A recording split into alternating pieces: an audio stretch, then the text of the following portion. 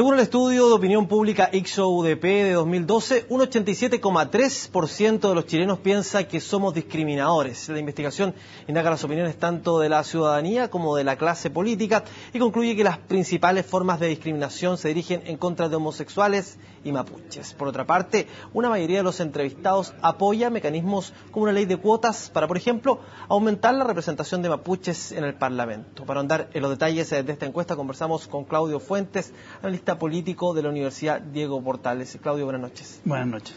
Bueno, decíamos recién de que la diferencia de esta encuesta radica en que hay dos percepciones, la que tiene la ciudadanía y la que tienen los políticos. Sabemos que nos consideramos discriminadores ambos, pero ¿quién parece tener una película más clara respecto de este tema?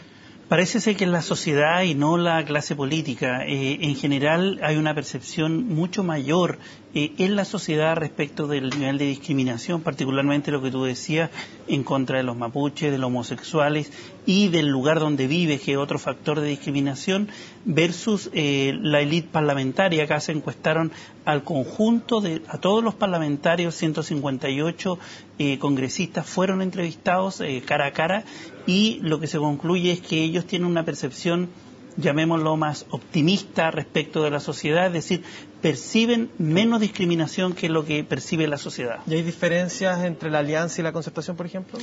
Muy significativas. Hay una diferencia muy importante, por ejemplo, dado el caso que estamos viendo ahora en el tema mapuche, mientras la sociedad en un 77% percibe que los mapuches son discriminados, en la Alianza, los congresistas de la Alianza solo lo perciben en un 45%, o sea, hay una brecha de 20 puntos respecto de la percepción de discriminación que sufre el pueblo mapuche. ¿Y cuál es la explicación, la interpretación que ustedes le dan a esa cifra por parte de la Alianza? Yo creo que en general claramente se habla de una brecha muy fuerte, de una élite que está muy poco en contacto con lo que está pasando con la realidad en el país. En segundo lugar, creo que hay una percepción asociada a las políticas públicas que se están implementando y que están sesgadas por una visión más optimista de lo que nuestra sociedad es en materia de discriminación. Decías tú que uno de los puntos más importantes es el tema de la homofobia, ¿no? Que hoy día está tan el tema tan del día, digamos, de la semana.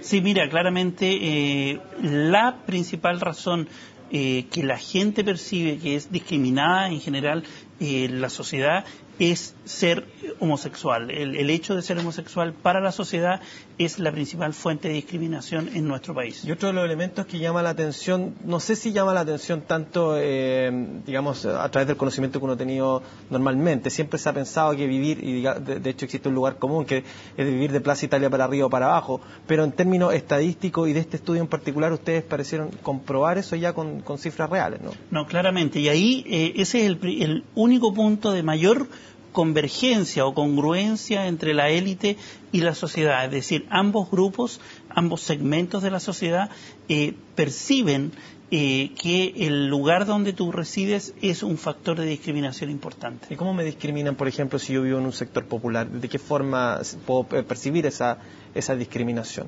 No, bueno, se puede vivir en términos de que te van a pagar un sueldo menor, que vas a poder acceder del trato que tú tienes cotidiano respecto, si tú dices, oye, yo vivo en una población en La Legua o yo vivo en Puente Alto, inmediatamente se genera una distancia porque o hay una percepción de temor o de que tú eres de un segmento social determinado y eso te genera discriminación. Otro tema contingente que también es uno de los puntos de discriminación es el vínculo con las etnias, o particularmente con la etnia mapuche. ¿De qué forma se ve afectado, qué tan relevante es para la discriminación ese punto?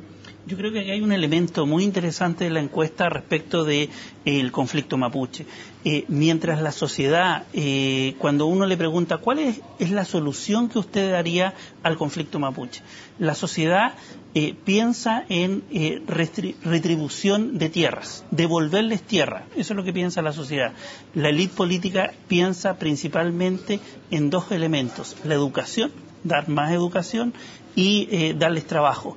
Es decir, mientras la élite considerando los congresistas, piensan en soluciones que tienen que ver más con lo productivo, es decir, con trabajo, educación, la sociedad piensa en lo reparativo, en la devolución de tierra, y esa es una diferencia muy marcada que nos muestra la encuesta. Otro de los rasgos que arroja la encuesta, y también vinculado al tema de las etnias de los mapuches, es la posibilidad de que existe, o por lo menos la percepción que existe respecto a eso, de que ellos lleguen a altos cargos en la vida pública, como por ejemplo muy bajas posibilidades de que uno de ellos sea comandante en jefe de las Fuerzas Armadas, por ejemplo, presidente de la República, presidente de la Corte Suprema, instituciones muy importantes, tradicionales del país, y que pese a que obviamente todos de alguna forma, yo he conversado con varios historiadores que me han dicho que todos tenemos sangre mapuche, por lo menos el 99,9% de los chilenos, digamos, que no somos primera o segunda generación de inmigrantes,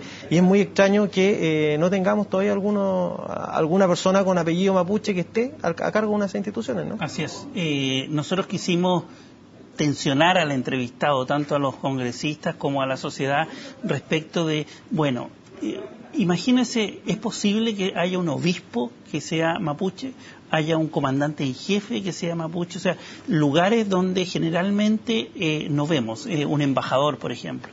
Y como tú dices, en todos los porcentajes son muy bajos, y eso es lo que te demuestra que hay una percepción generalizada en la sociedad y en la élite que efectivamente para un mapuche es mucho más difícil acceder a cargos de poder. Salvo una diferencia que es bien interesante, líder empresarial. Mientras la élite de los congresistas piensa en un 26% que un mapuche puede llegar a ser empresario, un líder empresarial, la sociedad lo piensa en un 50%. Es decir, la sociedad tiene una visión mucho más optimista respecto de que un mapuche sí puede emprender y lograr ser un líder empresarial que lo que por ejemplo, congresista. Sí, le da más posibilidad de ser presidente de un sindicato, por ejemplo. Claro, y eso es lo otro. En general, los congresistas tienden a ver el espacio que ocupan los mapuches a, por ejemplo, ser alcalde, 85%, presidente de un sindicato, 87%, y capitán de la selección chilena con un 75%. Hay más posibilidades. Claro. Por ejemplo, animador de televisión, muy baja percepción de que pueden acceder a ser animadores de televisión. Te hicieron una pregunta directa, una de las preguntas tensionantes también que tú me señalabas, le preguntaron directamente a los congresistas si estaban o no de acuerdo de que existieran cuotas para mapuches dentro del Congreso. ¿Qué fue lo que les contestaron? Así es. Mira, ahí hay una diferencia importante entre la sociedad y de nuevo los parlamentarios. El 77% de la sociedad está a favor de cuotas, de tener asientos designados para mapuches específicamente. Los parlamentarios es un 45%, es decir, hay una resistencia a aceptar en nuestra democracia la presencia de grupos de pueblos indígenas en el Parlamento. Y respecto al reconocimiento constitucional, ¿por qué es tan importante de que se haga un reconocimiento constitucional del pueblo mapuche? ¿De qué forma podría eso cambiar el escenario de la discriminación? Y por otro lado, ¿cómo les fue con las preguntas a los congresistas sobre eso?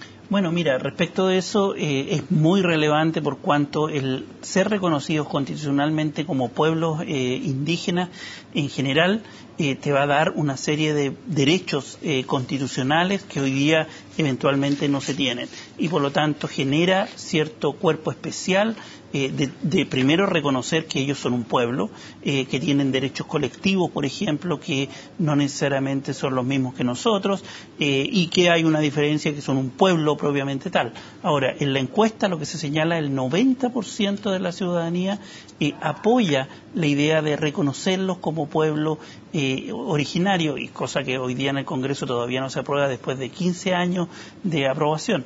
La élite política está mucho más dividida. La concertación 100% lo apoya, es decir, todos los congresistas están de acuerdo, mientras la alianza está dividida, 48% solamente lo apoya. Claudio, se nos fue el tiempo, pero brevemente, ¿por qué entonces se explica esta cifra contradictoria, hablando a nivel global? Que por un lado nos reconocemos abiertamente discriminadores, sin embargo seguimos discriminando. ¿Cómo se explica un poco esa contradicción? Bueno, es una contradicción sociológica muy difícil de explicar.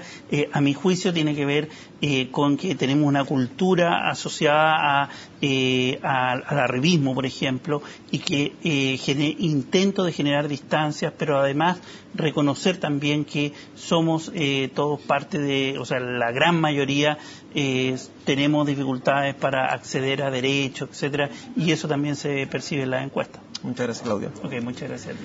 Claudio Fuentes, director del ICSO de la Universidad Diego Portales, y con esta entrevista cerramos esta rueda de resumen ejecutivo, pero usted continúa en compañía de CNN Chile porque tenemos mucho más para usted.